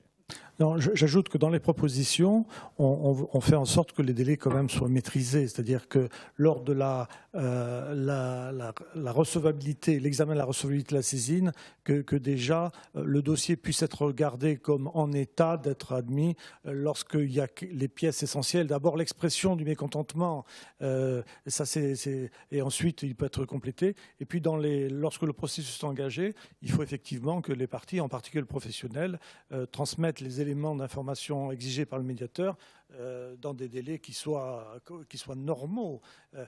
Ce qu'il faut éviter, c'est la spirale ou le tunnel procédural dans lequel certains consommateurs ont le sentiment parfois de s'engager du fait de l'accumulation de ces délais. Il faut qu'à toutes les phases de la procédure, les délais soient maîtrisés et explicites. D'autres questions ? Oui, je me fais peut-être le relais d'une question qui est posée sur le chat. Sabine Dévaux, je suis membre de la commission, donc je ne vais pas poser une question directement. Je me fais juste le relais, j'espère que je ne ferai pas d'erreur. C'est a priori un médiateur qui témoigne un certain désappointement lorsque le médiateur est saisi par un consommateur qui n'a pas désigné, le professionnel n'avait pas désigné ce médiateur et donc le médiateur se retrouve incompétent.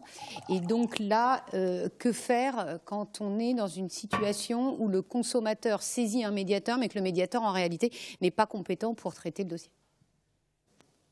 On n'a pas traité ça dans les textes, mais c'est le bon sens qui doit présider à la bonne orientation du dossier vers un médiateur compétent, en espérant qu'effectivement il ait été désigné, d'où l'entité résiduelle dont on parle, pour s'assurer que dans tous les cas de figure, un consommateur y trouvera une entité de médiation.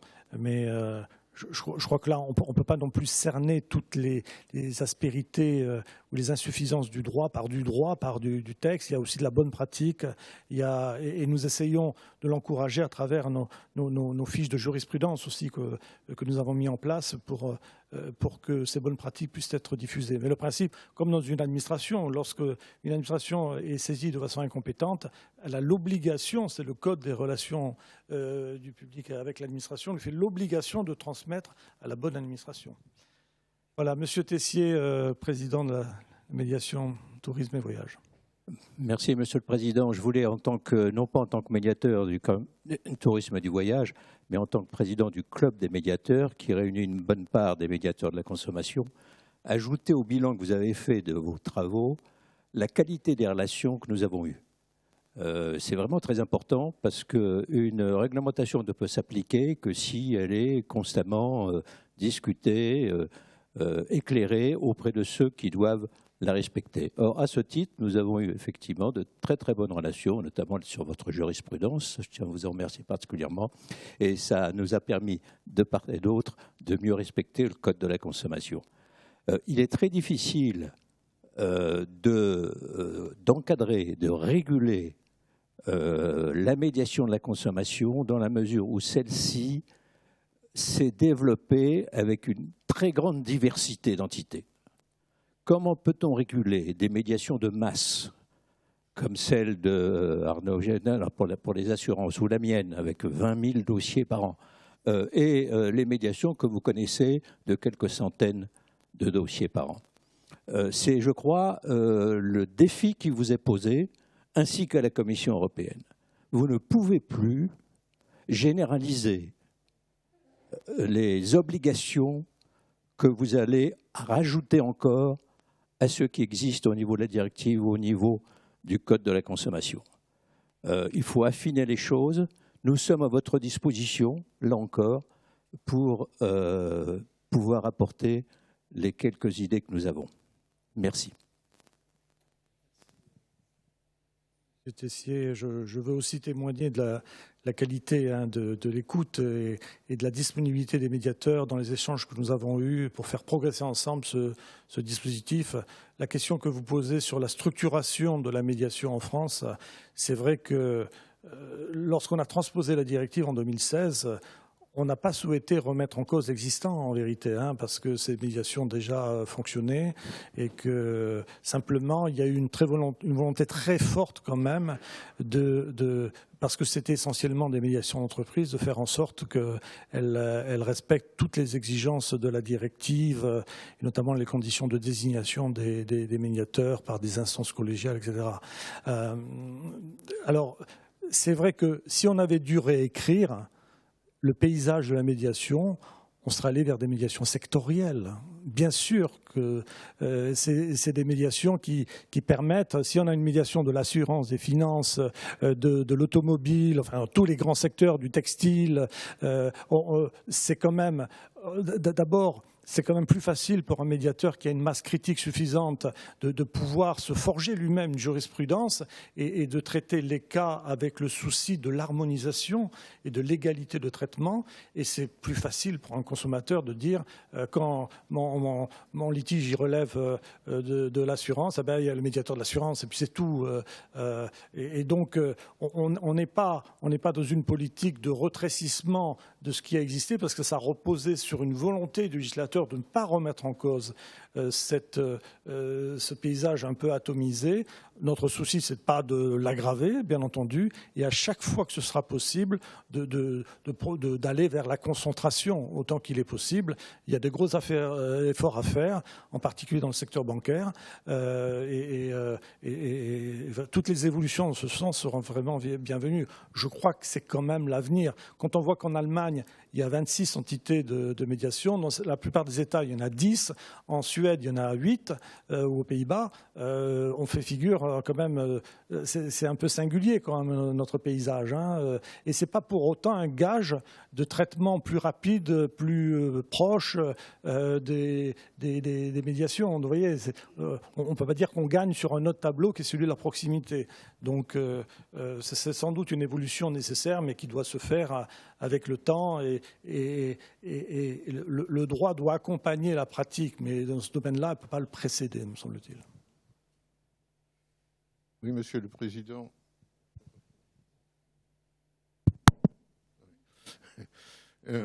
J'ai été étonné, vous nous avez dit qu'il y a certaines professions, des petites professions qui n'étaient pas accessibles à la médiation. Mais je peux vous dire qu'on a des conventions cadres avec des fédérations de la bouche, de bouche par exemple, et on a les boulangers, les charcutiers, etc. Donc c'est tout à fait accessible. Oui, c'est possible, mais le constat, c'est qu'il y a beaucoup qui n'ont pas adhéré à ce genre d'entité, à la fois les commerces de bouche. Ou demandez à votre plombier si c'est ce que c'est qu'un médiateur de la consommation, ou votre électricien, alors que pourtant, souvent, c'est des factures importantes. Et donc voilà, on souhaite populariser. Vous avez raison, certains ont déjà considéré qu'il était d'abord qu'il fallait appliquer la loi quand ils la connaissent et qu'ensuite il fallait la faire vivre. Vous avez raison, mais il y en a aussi beaucoup, une multitude qui ne sont pas encore dans cette démarche. Je suis d'accord avec vous, Monsieur le Président, mais ce n'est pas spécifique aux petites entreprises. On a aussi des groupes importants auxquels c'est pareil, ils n'adhèrent pas, que ce soit la fédération qui paye pour eux ou qui paye pour s'inscrire. On a à peu près, je ne veux pas citer de nom bien sûr, mais c'est de l'ordre de 2,5%. Donc il y a un vrai travail de communication à faire. là-dessus, il y a un vrai rôle des fédérations professionnelles. Hein. C'est vraiment au sein des fédérations qu'il faut aussi inciter, développer, faire connaître le système, les avantages. Voilà, c'est clairement. Alors, ce type de réunion sert aussi à ça. Bien, est-ce qu'on a fait le tour des questions? Non, alors je me permets il y avait les questions qui arrivent dans le chat. Il y a une première question qui est le rôle du médiateur qui a été saisi, qui a rendu une proposition de solution qui a été acceptée par les parties, mais qui après, en cours d'exécution, ne l'est pas. Le médiateur est informé du fait par l'une des parties que la solution n'est pas exécutée. Quel est le rôle que le médiateur doit avoir dans une telle situation ? Malheureusement, son office est terminé parce qu'il a fait des propositions qui apparemment ont été acceptées par les parties. Oui. Donc, il devrait être exécutoire à l'initiative des parties. Parce que les parties peuvent décider de ne pas prendre la solution proposée par le médiateur. À ce moment-là, elles peuvent se tourner vers le juge judiciaire. Mais si après avoir accepté l'accord, elles le remettent en cause, en tout cas ne l'exécutent pas, on n'est plus sur le terrain de la médiation. Et malheureusement, le médiateur voit son office, heureusement d'une certaine façon, parce qu'il n'est pas non plus... Il traite de litiges, il propose des solutions, et sa fonction, son office s'arrête là.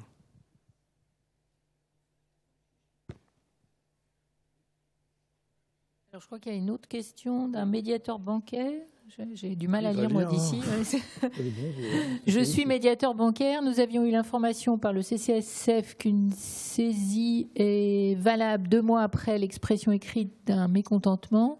Cependant, au cas particulier des banques, qui doit exister ailleurs, il y a un service client qui est spécialisé dans les réponses aux réclamations. Si ce service n'est pas saisi, il est difficile pour le médiateur d'intervenir, car ce service fait une instruction du dossier. Ah, si ça bouge en même temps, ça va être compliqué. Fait une instruction du dossier en interne avec le service concerné qui est indispensable à la médiation. Comment, dès lors, concilier les 2 alternatives ? Je veux vous donner la parole, monsieur. Je réponds juste à cette question, si vous le permettez. C'est pas au consommateur à régler des problèmes internes au fonctionnement d'une banque, en l'occurrence. Le consommateur, il saisit le banque d'un mécontentement par rapport à un litige, et il appartient à la banque à organiser son dispositif pour que dès que cette saisine lui est adressée, il la transmette au bon service. Alors, en l'occurrence, ça peut être le service de la clientèle, ça peut être un service de réclamation, mais un seul service, et qu'en tout état de cause, 2 mois après cette saisine, le médiateur puisse être saisi. C'est tout. Alors, je reconnais que je dis ça de façon un peu péremptoire et que je suis pas... J'ai une expérience de la vie administrative, je sais qu'il y a des procédures, il y a aussi des postures, il y a aussi des habitudes derrière tout ça, et qu'il faut que les choses se fassent, mais c'est un domaine dans lequel il faut un grand volontarisme, parce que vraiment, l'histoire du pot de terre contre le pot de fer, c'est là qu'il réside. C'est dans le sentiment que les consommateurs ont que leur requête ne va jamais aboutir parce qu'elle est diluée dans un réseau procédural qu'ils ne maîtrisent pas. Ça, il faut mettre un terme à ça et avoir une position très précise qui dit que 2 mois après une saisine d'un service, quel qu'il soit, le médiateur peut être regardé comme saisi, la saisine est recevable. Voilà, alors, monsieur, je vous passe la parole. Oui, bonjour. Paul Mauriac, médiateur du CNPA, c'est l'organisation professionnelle des, ce que l'on appelle communément les garagistes. Et comme quelques brèches ont été ouvertes, j'essaie de m'engouffrer. Je tiens tout d'abord à vous remercier, c'est pas pour décerner des satisfecit, mais pour la qualité de vos interventions, et j'ai surtout perçu des encouragements. Car on n'est pas médiateur si on n'a pas l'optimisme chevillé au corps. Le secteur de l'automobile, disparate, hétérogène, ça va de la petite entreprise où ils sont 2 ou 3, c'est souvent le couple qui dirige l'entreprise, jusqu'à des grandes concessions dont le maillage s'étend sur toute une région. Comment faire, et là c'est presque un appel à la rescousse, comment faire à qui cela incombe pour vaincre ces résistances culturelles, cette résistance opiniâtre, alors que, lorsque le professionnel d'automobile accepte d'entrer, comme on entre en religion, en médiation, ne prenez pas cela pour un satisfecit, mais le taux d'acceptation n'a pas à rougir. Et là, il y a quelque chose à déclencher. Je ne dis pas nous n'y parvenons pas, et nous ne savons pas forcément comment y parvenir, car c'est un secteur très sensible, et pour le consommateur, mais vous le savez, la relation avec la voiture est affective et se double ensuite de conséquences économiques et financières. Si on laisse de côté le budget du logement, la voiture occupe une place importante. Voilà, j'ai peut-être été un peu long, mais c'est un secteur sensible. Comme il a été évoqué de façon délicate et non pas critique, j'ai craint un instant que le secteur automobile devint, vous savez, l'âne de la fable. Je vous remercie. Pas d'autres dispositions d'esprit. On en a parlé, M. Moria, on vous a reçu, on vous a auditionné. Je pense, comme l'a dit Mme Beaumeunier, qu'il y a un travail quand même à faire par les fédérations professionnelles de sensibilisation qui doit être très fort. On n'hésitera pas, nous, à exercer nos prérogatives et d'appeler directement l'attention et formellement de ces fédérations sur leurs responsabilités. Elles doivent pouvoir vous aider, vous permettre à vous. Et puis, je pense qu'il faut effectivement, là, on est vraiment au cœur des résistances culturelles et du sentiment qu'ont tous ces garagistes et ces loueurs de voitures, etc., que ça ne sert à rien, ou alors quand ils en ignorent souvent l'existence même, et donc il faut déjà qu'ils en connaissent l'existence et qu'ils soient persuadés que la médiation de la consommation doit être intégrée comme un mode normal dans les relations commerciales. C'est précisément, c'est pour éviter une pratique conflictuelle directe qui fasse que deux parties se retrouvent devant un juge qu'on a prévu ce mode de résolution à l'amiable. Il faut que ça rentre vraiment dans les pratiques commerciales et il peut y avoir effectivement des exemples de réussite que vous indiquez. Je suis très heureux de savoir que lorsque les médiations sont engagées, elles sont nouées dans l'intérêt des deux parties, en particulier des consommateurs. C'est déjà extrêmement positif. Mais je crois qu'il faut continuer ce travail de persuasion et nous faisons une apostrophe très sympathique vis-à-vis des fédérations, mais elle pourrait avoir un ton un peu plus formel si vraiment ces pratiques devenaient aussi récurrentes. Deux petites questions dans le chat qui sont presque plus pour vous, Madame la Directrice Générale, qui concernent le rôle de la DGCCRF par rapport aux personnes qui se présentent comme médiateurs de la consommation alors qu'elles ne le sont pas, elles n'ont pas été agréées, référencées par la CECMC, et les professionnels qui mentionnent des médiateurs de la consommation qui, eux, existent, mais qui, en réalité, n'ont pas adhéré au dispositif de médiation de la consommation de ce médiateur. Alors, sur les faux médiateurs, je pense qu'on a des enquêtes en cours. Alors, l'autre cas, donc, c'est des professionnels qui mentionnent un médiateur alors qu'ils n'ont pas adhéré. Alors, je ne sais pas si on a des enquêtes en cours sur cette partie-là, je ne suis pas sûre, mais en revanche, ça me paraît appréhendable, peut-être au titre des pratiques commerciales trompeuses, enfin, à regarder, mais s'il y a des cas, ils peuvent nous être signalés, effectivement, soit par signal conso, soit directement, mais effectivement, on regardera. Le tour du chat. Là, j'aime que...